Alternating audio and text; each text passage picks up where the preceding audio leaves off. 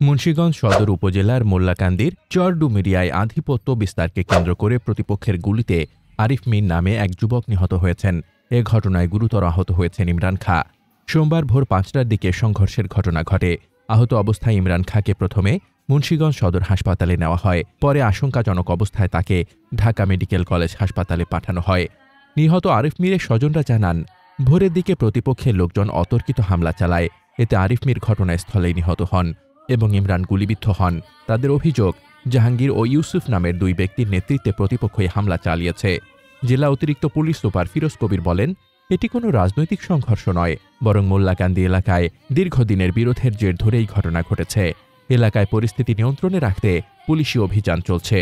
মুন্সিগঞ্জ সদর হাসপাতালের জরুরি বিভাগের চিকিৎসক রুহুল আমিন জানান, সকাল 8:45টার দিকে আরিফ মীর ও ইমরান খাঁকে হাসপাতালে আনা হয়।